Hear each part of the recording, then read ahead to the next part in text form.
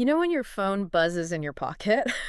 Yeah. And you instantly reach for it. You don't even think. Oh, yeah, it's a completely ingrained reflex. Right. It's just this prompt that demands your immediate focus, pulling you out of whatever you were just doing. You assume someone, somewhere, is trying to get your attention. Yeah, we are completely conditioned to respond to that kind of digital signal. But, okay, imagine that notification isn't on a screen. You look up, and the digital clock on your microwave says exactly 11:11, and, you brush it off. Just a coincidence, right? Exactly. But then you go buy a coffee, and the receipt totals exactly $5.55. And on the drive home, you're stuck in traffic, and the license plate right in front of you is 222. That's when people start to pay attention. Yeah.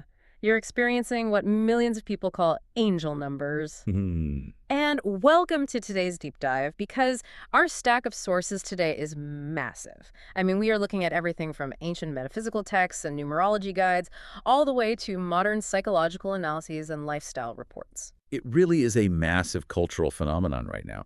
We're seeing it everywhere, from pop culture to corporate boardrooms. We really are. We want to figure out why high performers, psychologists, and mystics are all suddenly obsessed with these sequence numbers.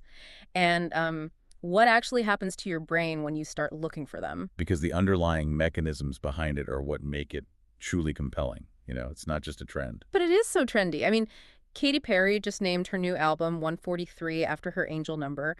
Kylie Jenner wears a 22210 necklace. Jennifer Aniston has 11.11 tattooed on the inside of her wrist. Yeah, you really can't escape it. So are these actual cosmic text messages, or is your own subconscious just playing a massive psychological trick on you? Okay, let's unpack this. Well, to get to the bottom of that, we have to look at the tension between where this framework comes from and how our brains process patterns. Right, where does it actually start? So the term angel numbers itself was popularized in the early 2000s by an author named Doreen Virtue. But the actual practice of extracting meaning from sequential digits that is built on a very ancient, very complex foundation. Okay, let's play devil's advocate for a second before we get into the ancient mysticism. Yeah. Because if I buy a red car, suddenly I see red cars everywhere on the highway. The frequency illusion. Yes, exactly, the Bayer-Meinhof phenomenon. My brain just decided red cars are important, so it's highlighting them. So how is seeing 11.11 on a clock any different from just a cognitive bias? That's a great question. And the psychological sources lean heavily into that exact phenomenon. But they take it a step further through the lens of Carl Jung. Oh, interesting. What did Jung say about it? Jung introduced the concept of synchronicity. He basically argued that these aren't just random cognitive biases, but meaningful coincidences that act as a bridge. A bridge between what? Between your internal state and the external world. Synchronicity is when an external event perfectly mirrors an internal psychological state, but without any direct causal connection. Oh, I see. So even if the frequency illusion is the biological mechanism making you notice the clock at 11.11, the actual meaning you derive from it in that specific moment, that is where the real work happens. It forces your unconscious mind into the present. Okay, so if the universe is a giant smartphone, angel numbers are basically push notifications that you coded yourself without realizing it. Like your subconscious is pinging you. That is a perfect way to conceptualize it. Yeah. Yes. And that actually bridges us right back to the ancient systems, because those systems provided the original code. Right, the ancient math. Exactly. Back in the 6th century BCE, the Greek philosopher Pythagoras didn't just see numbers as quantities, for counting sheep. He saw them as literal vibrational frequencies. Wait, like sound waves? Sort of. The sources detail how Pythagoras supposedly walked past a blacksmith shop, heard the hammers hitting the anvils, and realized that the different tones corresponded to specific mathematical ratios of the hammer's weights. Oh, wow. So to him, math wasn't just numbers on a page. Math was the literal music of the universe. Exactly. And that idea became the bedrock of Pythagorean numerology, which focuses on sequential math and finding your life path through those specific vibrations. But he wasn't the only one doing this, right? No, not at all. Our sources highlight competing ancient systems that approach this code differently. Like, you have Chaldean numerology from ancient Babylon. And how is that different? It's far less concerned with sequence and much more focused on the literal sound wave of a number or a letter. And then there's also Kabbalistic numerology, which is rooted in Hebrew mysticism. Yeah, the Kabbalistic approach is fascinating because it's tied to the tree of life. The sources mention it suggests that the letters of the Hebrew alphabet and their corresponding numbers were the actual building blocks of divine creation. Right. It's less about predicting the future and entirely about aligning your soul's essence with the cosmos. So when you synthesize all of that, the Pythagorean vibrations, the Kabbalistic alignment, and Jungian synchronicity, you really stop looking at a repeating number on a receipt as a mere You coincidence. start seeing it as a concentrated node of information. Well, which brings us to the most famous node of information out there, 1111. I really want to spend some time breaking this down because the moment the clock strikes 11.11, half the world seems to stop and make a wish. It's ubiquitous. It is. So to understand why this specific sequence has such a hold on us, we have to look at the architecture of the number one itself. Yeah, in foundational numerology, the number one is the spark. It represents new beginnings, creation, raw ambition, and absolute self-reliance. I mean, think of its shape. It's a single upright pillar. It stands alone. It's the initiating force. But when it doubles into an 11, it upgrades into something entirely different. The sources actually refer to 11 as a master number. Right. It stops being just about raw ambition and becomes deeply associated with intuition, subconscious insight, and spiritual perception. And then you multiply that energetic footprint. When you see 1111, you have the master number doubled, or, the initiating force quadrupled. Numerologists view 1111 as a massive energetic gateway. It's the ultimate spiritual wake-up call. It signals that whatever thoughts you are currently holding in your mind are rapidly manifesting into your physical reality. There's actually an incredible historical anomaly mentioned in the metaphysical reports that illustrates the weight of this number. November 11th, 1111. So 1011111. Oh, that's a great example. It is the only date in recorded human history to have all 8 digits repeat. And astronomically, it occurred under a waxing crescent moon. And historically, the waxing crescent is universally symbolic of immense growth, planting seeds, and emerging from the dark. The mathematical odds of all those cyclical systems aligning on that specific date are just astronomical. But there's a massive trap here that we need to talk Oh, about. what kind of trap? Well, people hear energetic gateway, and they automatically assume it means guaranteed good luck. Oh, right. Like it's a magic wand. Exactly. But what's fascinating here is that the sequence 1111 is entirely neutral. It is neither inherently good nor bad. Wait, really? It's neutral. Completely neutral. It functions strictly as a mirror and an amplifier for whatever psychological state you are currently inhabiting. Okay, so if you are operating from a place of positive intention. It amplifies that momentum. But on the flip side, if you are trapped in a toxic, fearful loop, obsessing over worst-case scenarios, it amplifies that reality instead. It acts like a cosmic megaphone. A cosmic megaphone, that is exactly it. Because a megaphone doesn't care what you're yelling into it, right? It is just designed to make the sound louder. So if you are stressing out over your finances while staring at a receipt at the grocery store and you suddenly notice the total is $11.11. Maybe don't project all that financial panic into the megaphone. Exactly. That passive mindset completely neuters the value of the practice. The sources point out a major mistake beginners make. They treat these numbers like a fortune cookie. Yeah, they see the sequence, assume everything will magically work out, and then do absolutely nothing. But the psychological sources are very clear. These numbers demand active co-creation. And the timing of when we see them is rarely an accident either. The reports point out that you often catch these sequences during a hypnagogic state. A hypnagogic state? What is that? That's that hazy transient window just before you fall asleep, or right as you're waking up. Your brain waves are shifting from active beta waves into slower alpha or theta waves. Yeah. You're highly receptive. Oh, right. Or, conversely, the sources say you see them when you are in a state of intense emotional friction, like you're agonizing over decision, your mind is racing, and boom, 11.11 appears. Because it is designed to be an interrupter. Yeah. And we can actually explain the mechanics of that interruption through neuroplasticity and a specific network in your brain called the reticular activating system, the RAS. Oh, I love the RAS. It is basically the bouncer at the nightclub of your brain. It absolutely is. Your brain is bombarded with millions of bits of data every single second. Every sound, every color, the feeling of your shirt on your back. Right, if you processed all of it, you would just collapse from sensory overload. Exactly. So your RAS filters almost all of it out, only letting a few dozen bits of information into your conscious awareness. And it decides what to let past the velvet rope based on what you have programmed it to care about. So what does this all mean for you, the listener?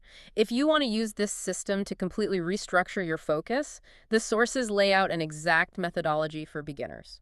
Yeah, there are actionable steps. Step 1. The moment you see an angel number, freeze. Notice exactly what thought was in your head.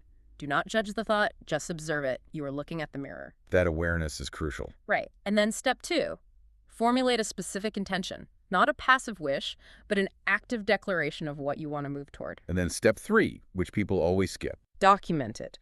Write down the date, the time, the location, the number, and your exact thought in a dedicated journal. Because when you do that, you are taking that abstract intention and handing it directly to the bouncer. You are programming your reticular activating system to flag opportunities, conversations, and ideas related to that intention. So over a few weeks, by continually ascribing significance to that sequence, you create a psychological feedback loop. You are training your brain to hunt for the reality you want to build. The mystical and the physiological are just doing a perfect dance right there. Now, let's pivot from internal self-discovery to something heavily external. The boardroom. The bank account. Ah, yes. The practical application. Because the sources spend a lot of time on what numerologists call the 1111 career shift. Well, that psychological feedback loop we just discussed naturally causes friction if you are in a passive or unfilling situation. Right. When your RAS is primed for action and leadership, but you are sitting in a cubicle doing data entry you hate, the dissonance just becomes impossible to ignore. The numerologists interpret seeing 1111 in a professional context as a very specific prompt. It basically means your career alignment is finally coming into focus, and it's an invitation to become a leader. It's the universe telling you to ask for the promotion, launch the LLC, or completely pivot industries. Exactly. But I mean, I have to push back on the reality of that advice. Taking a blind leap just because the microwave in the office break room flashed 11.11 seems incredibly reckless. Nobody should blow up their livelihood over a digital clock. Yeah, for sure. So how do these experts suggest you apply this without self-sabotaging your career? If we connect this to the bigger picture, the guidance is never about recklessness. In the sources, numerologist Felicia Bender offers a fantastic clarification on this. What does she say? She says clarity comes from action, not from thinking. The appearance of the number isn't a command to storm into your boss's office and quit without a parachute. That's a relief. Yeah, it is a command to stop agonizing in your own head and make a definitive choice about your trajectory. It's about eliminating the dissonance. Oh, I see. So it might mean you finally update your resume. Or it might mean you start networking authentically with people in an industry you actually care about. Exactly. Rather than strategically playing office politics for a ladder you don't even want to climb, the action creates the clarity. So the number is just the starting gun. Okay, now, up until this point, we have focused entirely on repeating digits. Master numbers, sequences that fit neatly into Pythagorean math. Right. But what if the number stalking you isn't 1111? What if it's completely random? Well, this represents a massive evolution in how numerology is engaged with today. The rigid adherence to ancient mathematical charts is making room for profound psychological subjectivity. Here's where it gets really interesting. The sources reveal that angel numbers don't actually have to be repeating digits at all. Your own unique, intensely personal memories can transform literally any number into a cosmic push notification. Because the bouncer in your brain isn't just programmed by ancient math. It is programmed by your life experience. Right. The emotional resonance of a memory carries a vibrational weight of its own. The texts provide some really vivid examples of this. Like the number 7. Yes. Let's say the number 7 just keeps appearing everywhere you go. In traditional numerology, 7 is about spiritual awakening. But maybe, for you, 7 was your grandmother's lucky number. She played it in bingo. She wore it on a charm bracelet. Exactly. So when you see a 7 on a license plate, your system isn't registering a Pythagorean vibration. It is registering an immediate, comforting reminder of her presence. Your subconscious or your spiritual guides are bypassing the traditional rulebook to speak your highly specific personal language. There was another excellent example in the lifestyle articles. It was about a woman whose best friend considers 69 to be her angel number. And the article is very quick to clarify. It is not for the inappropriate reason you might think. No, not at all. It is simply because every major formative memory in her early life, like her childhood address, the bus route she took to school, her first locker combination, they all happen to contain that sequence. Her brain naturally anchored to it as a symbol of home and safety. It just highlights the beauty of this framework. If a number holds deep nostalgic or sentimental value, it will always be the most effective tool to grab your attention. And you can actually take that personalization even further through your own life data. Oh, the life path numbers. Yeah, the numerology guides explain how you can mathematically calculate your specific life path number using nothing but your birthday. This is the exact frequency you supposedly carry through your entire life. Let's walk through the math so you can do this yourself at home. You take your full birthday. Let's use August 16th, 1985 as an example. Okay, 1985. You break it down into single digits and add them all together across the board. So August is the 8th month. So you do 8 plus 1 plus 6 plus 1 plus 9 plus 8 plus 5. And that total comes to 38. Right. And in numerology, you always reduce to a single digit to find the core essence. So you add the 3 and the 8 together, which gives you 11. So in this case, your personal life path number operates on the master number 11. Exactly. And by reducing those digits, you are distilling the complex data of your birth into a bespoke spiritual tool. Whether it's a life path calculation, a master sequence like 1111, or your grandmother's lucky 7, that specific number becomes the anchor point for your daily awareness. It really does. So as we wrap up this deep dive, let's just look at the mosaic we've put together. We have ancient Pythagorean mathematics suggesting the universe is built on vibrational frequencies. We have Carl Jung's psychological theory of synchronicity, bridging our unconscious mind to the physical world. And we have modern neuroscience showing us how the reticular activating system filters our reality based on our intentions. Angel numbers exist at the dead center of all three. They really do. Yeah. And they are not passive magic tricks. Staring at the microwave clock will not change your life or manifest a new career. Right. They are active, demanding invitations to scrutinize your thoughts and take accountability for the reality you are building. So the next time you glance at your dashboard and see 5.55, or you catch a deeply personal number on a train ticket, don't just smile and let the moment pass. You have to pause. You have to check the mirror. Look at the thought you were just having and actively decide if that is the energy you want to amplify into the megaphone. This raises an important question, actually. It's something for you to mull over long after we sign off today. What's that? If the universe or your own reticular activating system is constantly using these numbers as a mirror for your internal state, what if the true magic isn't that the numbers are predicting your future? Oh, I like where this is going. What if the real magic is that they are finally training you to listen to the answers you already have hidden inside yourself? Wow. That reframes the entire experience. The push notification isn't coming from outside, it's coming from within.